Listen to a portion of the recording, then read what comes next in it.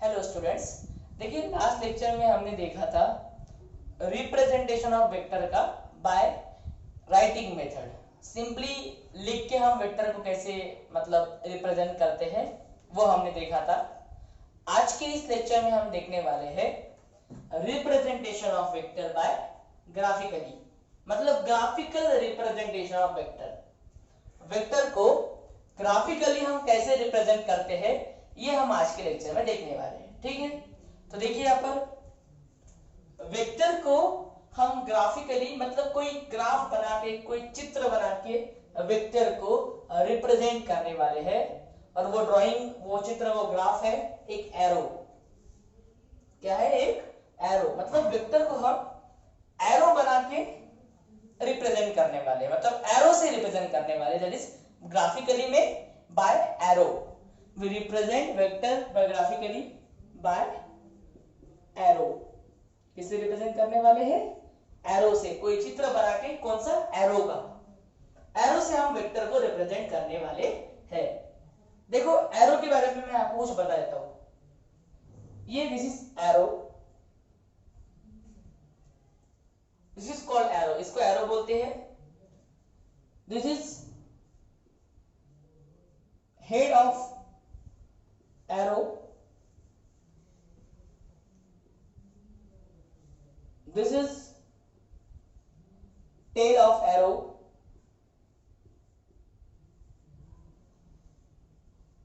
and this is length of arrow.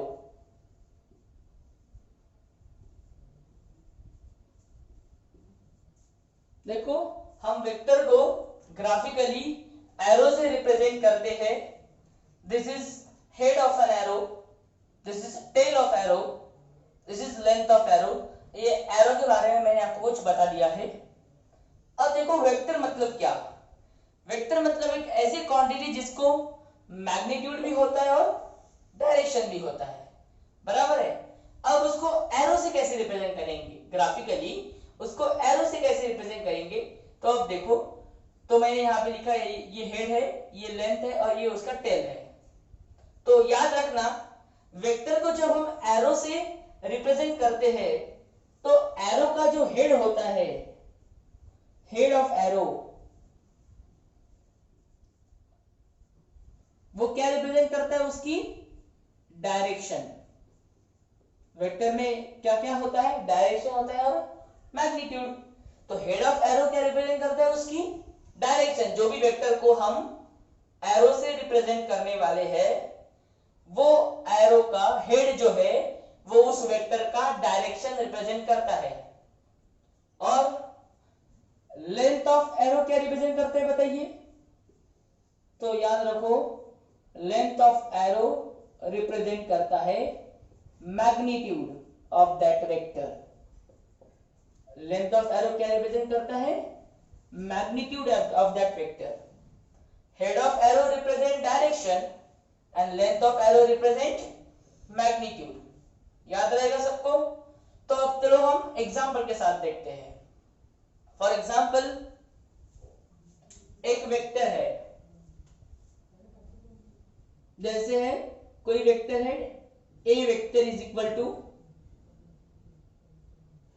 2 metre, बराबर है। ये हमने राइटिंग मेथड से लिखा, इसको ग्राफिकल मेथड से लिखना है। लेकिन मुझे एक बात बताइए, क्या ये ए वेक्टर है? हाँ बिल्कुल वेक्टर है। हमने कल के लेक्चर में देखा था कि ए के सर पे एरो है, इसका मतलब ए को डायरेक्शन है और ए एक वेक्टर क्वांटिटी है। और इसका डायरेक्शन कौन सा है बताओ? तो क्या ये डायरेक्शन ईस्ट है? नहीं, ये सर के ऊपर का जो एरो होता है वो क्वांटिटी को डायरेक्शन है ये बताता है, कौन सी डायरेक्शन है ये नहीं बताता, वो हमें यहां लिखना पड़ता है। तो मैं यहाँ पे फॉर एग्जांपल लिख रहा हूं कि A vector is equal to 2 metre in east. ऐसा हमारा कोई वेक्टर है, that is A vector is equal to 2 metre in east. अब इसको ग्राफिकली कैसे रिप्रेजेंट करेंगे? तो इसको ग्राफिकली देखो कुछ इस तरीके से हम रिप्रेजेंट करेंगे। दैट इज एक एरो निकालेंगे, बराबर है। बताओ ये एरो का जो हेड है वो क्या रिप्रेजेंट करेगा? Head of arrow represent direction, और ये डायरेक्शन देखो मैंने कहा बनाई, राइट साइड। राइट साइड में डायरेक्शन कौन सी होती है? ईस्ट। देखो मैंने कल ही आपको बताया था कि राइट साइड में ईस्ट होता है, लेफ्ट साइड में वेस्ट, ऊपर नॉर्थ होता है और नीचे साउथ। तो अभी तो हमें ग्राफिकली रिप्रेजेंट करना है, और ग्राफिकली में भी हम क्या यूज करने वाले? Arrow.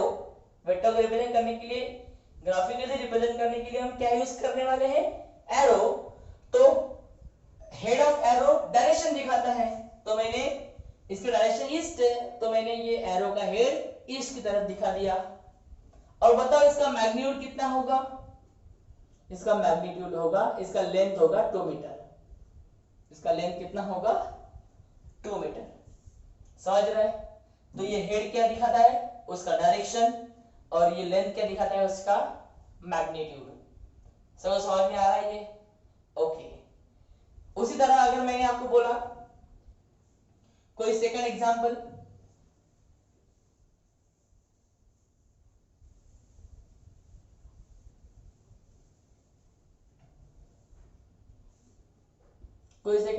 that is b vector is equal to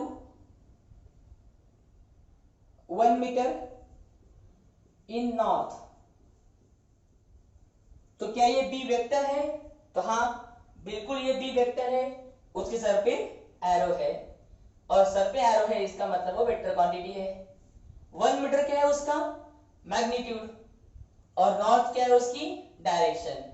तो आपको 1 मीटर का लेंथ लेना पड़ेगा एरो का, और डायरेक्शन दिखाना पड़ेगा ऊपर, दैट इज नॉर्थ के डायरेक्शन में। ओके, और इसका लेंथ कितना लेना पड़ेगा? 1 मीटर। तो बहुत ही सिंपल तरीके से ऐसे ग्राफिकल रिप्रेजेंटेशन ऑफ वेक्टर होता है। ये 2 एग्जांपल आपको समझे? क्लियर सबको? ओके। अब एक बात देखो, मैं आपको एक क्वेश्चन पूछता हूं, वो बताइए पहले आप। फोर्स, फोर्स कौन सी क्वांटिटी है? क्या ये फोर्स वेक्टर क्वांटिटी की स्केलर क्वांटिटी है? तो जाहिर सी बात है, आपने आज तक पढ़ाई होगा, मतलब क्लास 10 तक बहुत बार फोर्स आया होगा, और आपको पता है कि फोर्स को डायरेक्शन होती है। फोर्स को डायरेक्शन होती है, तो फोर्स कौन सी क्वांटिटी हो गई? फोर्स वेक्टर क्वांटिटी है। जैसे एग्जांपल देखो, अगर मैंने कोई एक ब्लॉक ले लिया ऐसा, और मैंने आपको बोला कि इस ब्लॉक के ऊपर 5 न्यूटन फोर्स लगाया, तो ये ब्लॉक मूव होगा। तो मुझे बताओ ये ब्लॉक कहां मूव होगा? तो डेफिनेटली आपको नहीं पता, क्योंकि जब तक आप ये नहीं बताएंगे कि ये 5 न्यूटन फोर्स हम कौन सी डायरेक्शन में लगाएंगे, तब तक हमें समझ में नहीं आएगा ये ब्लॉक कहां पे मूव होगा। जैसे अगर देखो, मैंने 5 न्यूटन फोर्स ये कहां लगाया? बताओ, राइट साइड में लगाया। तो बताओ ये ब्लॉक कहां पे डिस्प्लेस होगा? ये ब्लॉक का डिस्प्लेसमेंट भी कहां पे होगा? राइट साइड में होगा। बराबर है? तो आपको फोर्स के साथ, मतलब फोर्स अगर आप 5 न्यूटन लगा रहे हैं, या कोई भी न्यूटन 10 न्यूटन लगा रहे हैं, Newton is the unit of force. Okay, उसके साइंटिस्ट न्यूटन के नाम से इसका यूनिट दिया गया है। तो 5 न्यूटन फोर्स हमने अगर राइट साइड में लगाया, तो इसका डिस्प्लेसमेंट कहां पे हुआ? राइट साइड में हुआ। बराबर है? डिस्प्लेसमेंट कहां पे हुआ? राइट साइड में हुआ। तो फोर्स को डायरेक्शन बताना जरूरी है। बराबर है? फोर्स मतलब अगर आपको बताया कि राइट साइड में डिस्प्लेस करना है, तो फोर्स आपको राइट साइड में लगाना पड़ेगा। अगर आपको लेफ्ट साइड में डिस्प्लेस करना है, तो फोर्स आपको लेफ्ट साइड में लगाना पड़ेगा। इसीलिए हम समझेंगे कि force is a vector quantity. Force कौन सी क्वांटिटी है? Vector quantity. सबको समझ में आ रहा है ये? तो therefore force is vector quantity, क्योंकि फोर्स को डायरेक्शन होती है, जरूरी होती है। Force is a vector quantity. समझ रहे हैं सबको? ओके। नाउ अब जैसे एक एग्जांपल ये लिया हमने 2 मीटर इन ईस्ट वाला, एक और लिया था मैंने 1 मीटर इन नॉर्थ वाला। एक और एग्जांपल लेता हूं। अब शायद आपको थोड़ा कंफ्यूजन हो सकता है ये ग्राफिकल रिप्रेजेंटेशन में। जैसे फोर्स कौन सी क्वांटिटी है बताइए? वेक्टर। तो एक एग्जांपल देखो अभी,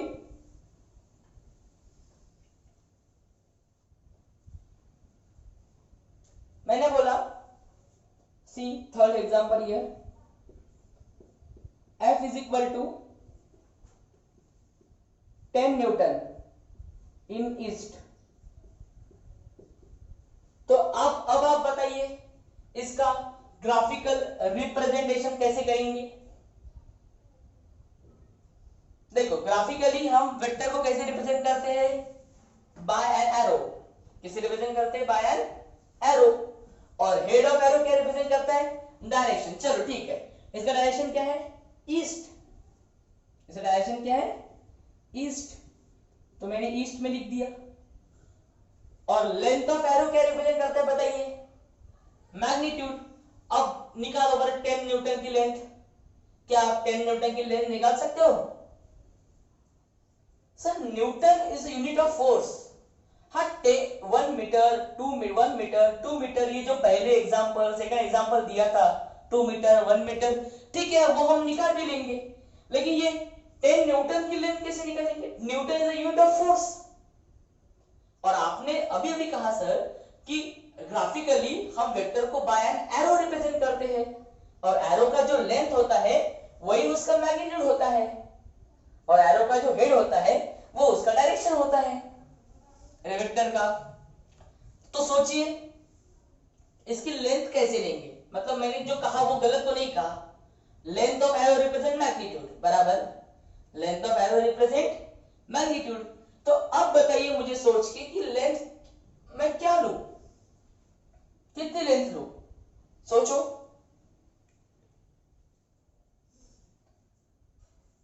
नहीं समझ में आ रहा सर, 10 न्यूटन का लेंथ कैसे ले, बहुत प्रॉब्लम है। देखो कोई प्रॉब्लम नहीं है, बहुत ही सिंपल है। आप एक चीज यहां पे भूल रहे हो जो मैं आपको याद दिलाने वाला हूं अभी। हमारा ये रिप्रेजेंटेशन कौन सा है, ग्राफिकली। कौन सा रिप्रेजेंटेशन है, ग्राफिकली। और ग्राफ सब लोगों ने पढ़ा है। मैंने क्या बोला, हमारा ये रिप्रेजेंटेशन कैसा है, ग्राफिकली। और ग्राफ सब लोगों ने 10th स्टैंडर्ड तक ग्राफ तो बहुत बार ग्राफ निकाला होगा, तो ग्राफ सबको पता है ग्राफ क्या होता है। तो और ग्राफ में मैं आपको याद दिलाता हूं एक चीज, आपको याद आ रही होंगी कि स्केल लेना पड़ता है। स्केल अगर ले लिया हमने तो हम किसी का भी मैग्नीट्यूड निकाल सकते हैं। हमें ग्राफिकली लिखना है, क्या लिखना है हमें, ग्राफिकली। देखो मैं आपको यहाँ पे स्केल लिख के दिखाता हूं और फिर बताओ क्या आप निकाल सकते हो।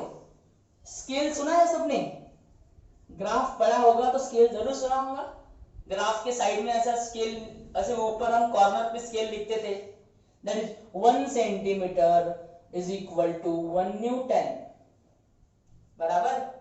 मतलब अभी 10 न्यूटन है तो बताओ कितना सेंटीमीटर निकालना पड़ेगा, निकालना पड़ेगा 10 सेंटीमीटर।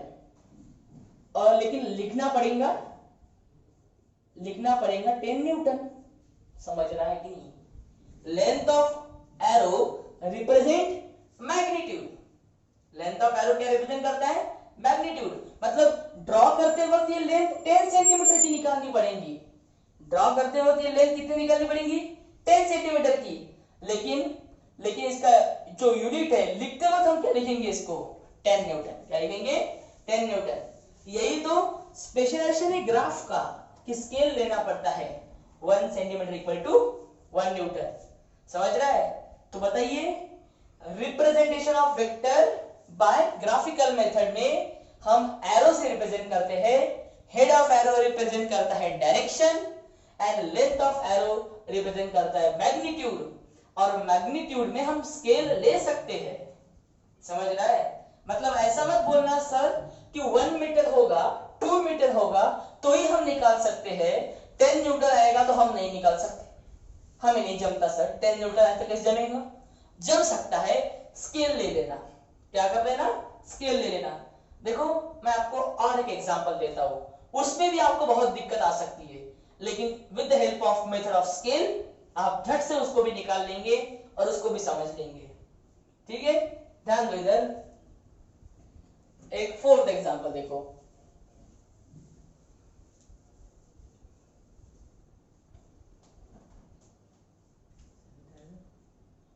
एग्जांपल देखो,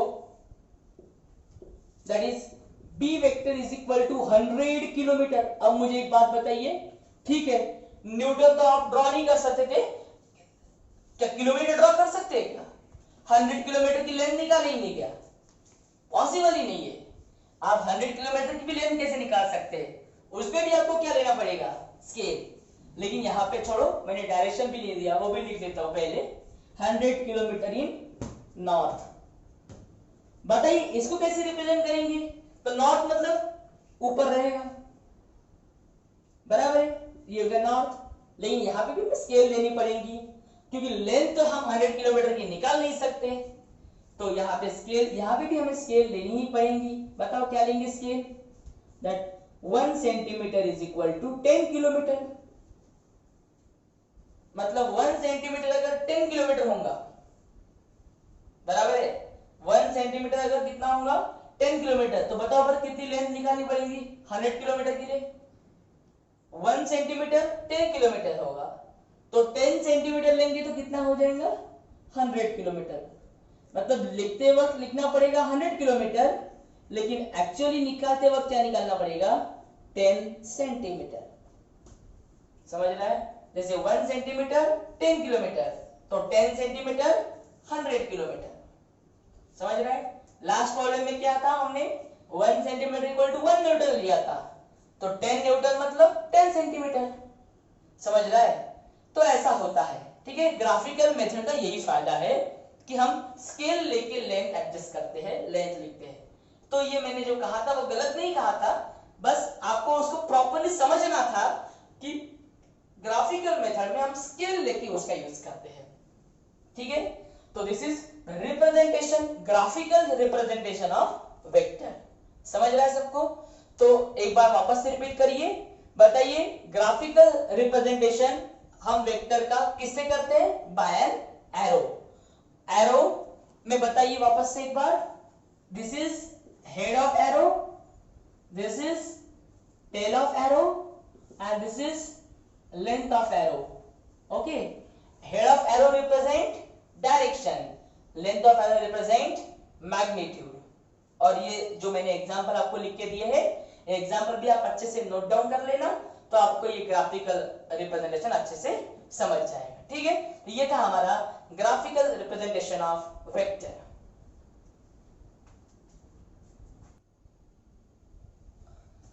ओके, तो देखिए यहां पर एक एग्जांपल लेता हूं मैं, A vector is equal to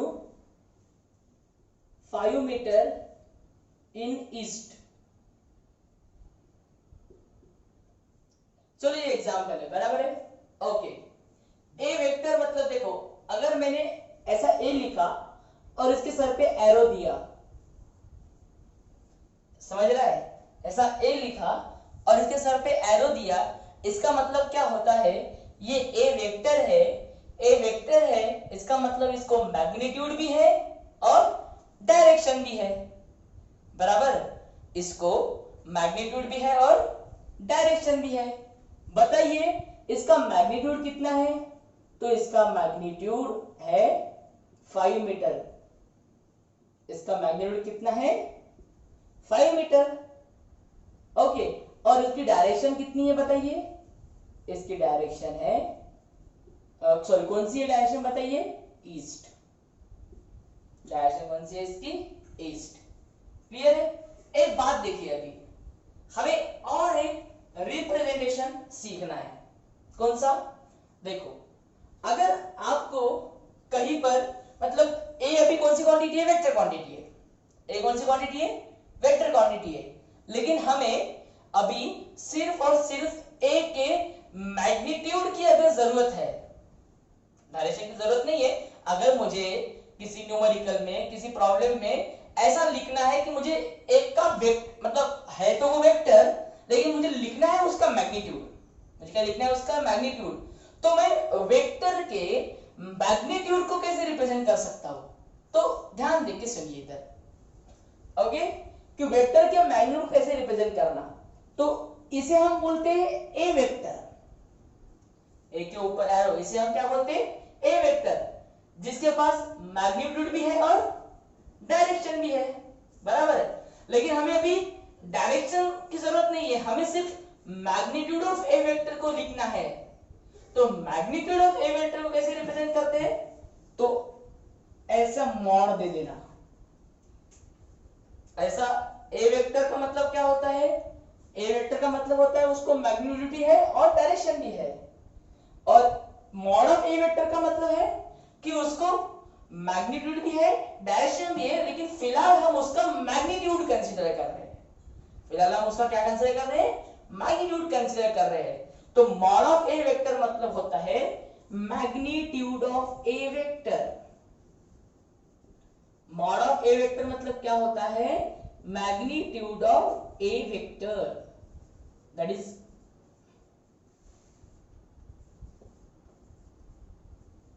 mod of A vector मतलब क्या होता है, मैग्नीट्यूड ऑफ वेक्टर ए। तो बताइए अगर किसी ने बोला A vector equal to 5 metre in east है, तो बताइए मॉड ऑफ ए वेक्टर कितना रहेगा। तो मॉड ऑफ ए वेक्टर मतलब क्या, ए वेक्टर का मैग्नीट्यूड, ए वेक्टर का मैग्नीट्यूड। तो बताइए मॉड ऑफ ए वेक्टर की वैल्यू कितनी रहेंगी, तो मॉड ऑफ ए वेक्टर की वैल्यू रहेंगी 5 मीटर बस। मॉड ऑफ ए वेक्टर की वैल्यू क्या रहेंगी, 5 मीटर। तो मैग्नीट्यूड ऑफ ए वेक्टर मतलब मॉड ऑफ ए वेक्टर, और मॉड ऑफ ए वेक्टर की वैल्यू क्या रहेंगी फिर 5 मीटर। समझ रहे हैं।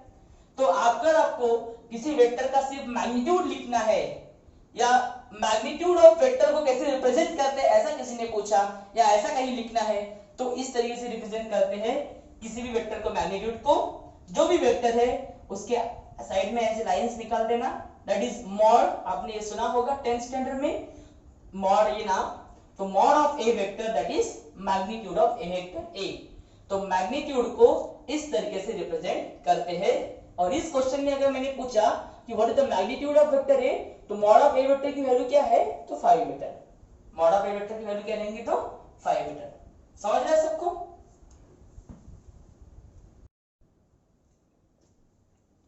ओके, तो अभी हम देखेंगे यूनिट वेक्टर, हमारा नेक्स्ट टॉपिक। देखो यूनिट वेक्टर, वेक्टर में अगर हम बोले, मैंने कहा था कि ये वेक्टर एक बहुत ही इंपॉर्टेंट चैप्टर है। तो ये वेक्टर में जो सबसे ज्यादा इंपॉर्टेंट है वो है ये टॉपिक, यूनिट वेक्टर। कि क्या है यूनिट वेक्टर, बराबर है। मतलब ये यूनिट वेक्टर वेक्टर का सबसे बेसिक टॉपिक है, वेक्टर का बेसिक। मतलब यूनिट वेक्टर आपको समझना बहुत जरूरी है। Unit vector is very very important. Okay, तो क्या होता है यूनिट वेक्टर। तो सबसे पहले याद रखिए, हर वेक्टर का अपना खुद का एक यूनिट वेक्टर होता है। समझिए यूनिट वेक्टर क्या होता है। देखो जैसे मैंने आपको कहा, फॉर एग्जाम्पल, वही एग्जाम्पल लेता हूं मैं बार बार ताकि आपको वो अच्छे से क्लियर हो जाए। A vector is equal to 5 metre in east. Clear. तो ये है A vector is equal to 5 metre in east. अब इसको ग्राफिकली कैसे रिप्रेजेंट करेंगे, तो इसका लेंथ कितना लेंगे हम बताओ। Length of arrow 5 metre, head of arrow east की तरफ रहेगा, हेड ऑफ एरो कहां रहेगा, ईस्ट की तरफ रहेगा, और लेंथ ऑफ एरो कितना रहेगा इसका 5 metre. Okay, that is 1 metre,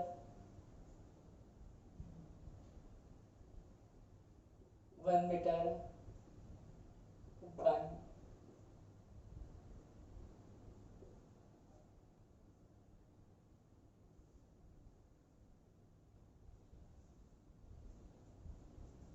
ऐसे हो गए 5 मीटर। ठीक है, इसका लेंथ कितना हो गया 5 metre, because length of arrow represent magnitude and head of arrow represent direction. तो डायरेक्शन है इसका ईस्ट, और इसका मैग्नीट्यूड कितना है 5 मीटर। तो इसका लेंथ कितने निकाली मैंने 5 मीटर की निकाली। और मैंने यहाँ पे थोड़ा सा अलग किया है, यहाँ पे 1 मीटर के मैंने डिस्टेंसेस दिखाए हैं कि 1 metre, 1 metre, 1 metre, 1 metre and 1 metre. इसका भी यूज क्या है आपको समझेगा अभी। ठीक है, तो देखो ये A vector is equal to 5 metre in east, इसका लेंथ है 5 मीटर, डायरेक्शन है ईस्ट। ओके, अब मैंने कहा था यूनिट वेक्टर क्या क्या होता है वो समझने के पहले मैं आपको यूनिट वेक्टर बना के दिखाता हूं इसका, ठीक है, कि हर वेक्टर का अपना खुद का एक यूनिट वेक्टर होता है, ठीक है। देखो कैसे, ये कौन सा वेक्टर है, ए वेक्टर है, तो इसकी एक और वेक्टर निकालो, अभी इसका यूनिट वेक्टर हम निकालने जा रहे हैं। तो इसकी लेंथ देखो इतनी लो, बराबर 1 मीटर, और इसका डायरेक्शन कौन सा लेंगे, वही लो जो ए का है। तो आप इस वेक्टर की तरफ देखो एक बार, इसका मैग्नीट्यूड कितना है, 1। अगर इस पूरे ए वेक्टर का मैग्नीट्यूड कितना है, 5 मीटर, इसका मैग्नीट्यूड कितना है, 1। और डायरेक्शन कौन सी है बताओ इसकी, ईस्ट। डायरेक्शन कौन सी है इसकी, ईस्ट। तो ये क्या है, ये वाले वेक्टर का यूनिट वेक्टर है। मतलब आप एक बात देखो, अगर आपने इस वेक्टर को देखा तो आपको ये वेक्टर को देखते बराबर कैसे लगेगा कि ये वेक्टर जो है वो इसी फैमिली का है, लेकिन छोटा है। हम देखते हैं ना, कोई बच्चे होते हैं समझ में आता है कि ये इसी फैमिली का लगता है लेकिन छोटा है। वैसे ये वेक्टर जो है वो इसी फैमिली का लगता है, देखो डायरेक्शन भी उधर ही है, ऐसा ही दिख रहा है, लेकिन दिखने में छोटा है। दिखने में क्या है, छोटा है, तो वो उसी फैमिली का है लेकिन दिखने में छोटा है। तो ये वेक्टर ये वेक्टर का यूनिट वेक्टर है, मतलब ये ए वेक्टर का ये यूनिट वेक्टर है। ए वेक्टर का क्या है, ये यूनिट वेक्टर है। तो इसको कैसे रिप्रेजेंट करेंगे, ए और उसके सर पे ऐसी बर्थडे कैप पहना देना, छोटा है ना इसीलिए ए कैप, क्या बोलेंगे इसको, ए कैप, ठीक है। तो ए कैप क्या है बताइए, A cap is the unit vector of A vector. ये ए वेक्टर का क्या है, यूनिट वेक्टर है। अब बताइए क्या समझा आपको, यूनिट वेक्टर क्या है। तो यूनिट वेक्टर मतलब ये हर वेक्टर का होता है, इसका मैग्नीट्यूड 1 होता है। यूनिट वेक्टर की खास बातें क्या है देखो, यूनिट वेक्टर ये हर वेक्टर का होता है, उसका मैग्नीट्यूड 1 होता है, उसका मैग्नीट्यूड 1 होता है, और उसका जो डायरेक्शन है that is same as full vector. उसका जो डायरेक्शन होता है that is same as full vector. मतलब उसका पूरा वेक्टर जो होता है, समझो ये ए कैप का पूरा वेक्टर ए वेक्टर है, तो जो डायरेक्शन ए वेक्टर का होता है वही उसके यूनिट वेक्टर का होता है। जो डायरेक्शन उसके फुल वेक्टर का होता है वही उसके यूनिट वेक्टर का होता है। तो इसको मैंने फुल वेक्टर नाम दिया, same as full vector, same as full vector.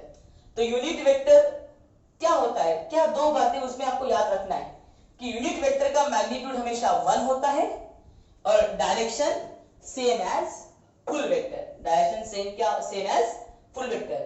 तो ये ए कैप क्या है, A cap is the unit vector of A vector. A cap क्या है, unit vector of A vector. A cap क्या है, ए वेक्टर का यूनिट वेक्टर है। समझ रहा है सबको। यूनिट वेक्टर की क्या खास बात है, उसका मैग्नीट्यूड 1 और direction same as full vector. एक और एग्जांपल लेता हूं, देखो जैसे समझ में आ गया होगा वैसे आपको यूनिट वेक्टर, लेकिन एक बार और देख लो। जैसे मैंने बोला बी वेक्टर है, that is B vector is 20 metre in north. B vector कितना है, 20 मीटर इन नॉर्थ। अब इसका यूनिट वेक्टर हमें निकालना है या समझना है, तो वो कैसे होगा, देखो बी वेक्टर कैसा होगा, समझो उसका लेंथ होगा 20 मीटर। कितना लेंथ होगा उसका, 20 metre, because length represent magnitude. और डायरेक्शन क्या है उसकी, नॉर्थ। डायरेक्शन क्या है उसकी, नॉर्थ। ओके, तो बताओ बी वेक्टर का यूनिट वेक्टर कैसे निकालेंगे। तो डायरेक्शन तो वही लेंगे जो बी वेक्टर का है, और लेंथ कितनी लेंगे, 1। लेंथ कितनी लेंगे, 1, और डायरेक्शन क्या है, नॉर्थ। तो ये इसी फैमिली का दिखता है लेकिन छोटा है, तो ये बी वेक्टर है और ये क्या है, बी कैप है। बी कैप मतलब unit vector of B, unit vector of B vector, और ए कैप क्या है, unit vector of A vector. A cap क्या है, unit vector of A vector. समझ रहे हैं? तो यूनिट वेक्टर का मैग्नीट्यूड कितना होता है, 1। देखो 1 मतलब मैंने 1 लिखा, 1 मीटर नहीं लिखा, क्योंकि वो 1 के आगे मीटर लगेगा क्या लगेगा, वो डिपेंड करता है कि उसके फुल वेक्टर का यूनिट क्या है। जैसे अगर मैंने बोला कि कोई फुल वेक्टर उसका समझो 10 न्यूटन है, तो उसका यूनिट वेक्टर का मैग्नीट्यूड कितना रहेगा, 1 न्यूटन। किसी का फुल वेक्टर अगर 10 किलोमीटर है, तो उसके यूनिट वेक्टर का मैग्नीट्यूड रहेगा 1 किलोमीटर। किसी का फुल वेक्टर का मैग्नीट्यूड है 100 सेंटीमीटर, तो उसका यूनिट वेक्टर का मैग्नीट्यूड रहेगा 1 सेंटीमीटर। तो जो यूनिट मतलब यूनिट वेक्टर का जो मैग्नीट्यूड है मैंने 1 लिखा, उसके आगे जो यूनिट लगाना है वो आपको फुल वेक्टर को देख के लगाना है। समझ रहा है? तो यूनिट वेक्टर ये हर वेक्टर का होता है, ओके, उसका मैग्नीट्यूड 1 होता है और उसकी direction same as full vector होती है। और उसको डिनोट कैसे करते हैं, जैसे कि ए है तो ए कैप, बी का यूनिट वेक्टर है तो बी कैप। समझ रहा है सबको? तो दिस इज यूनिट वेक्टर।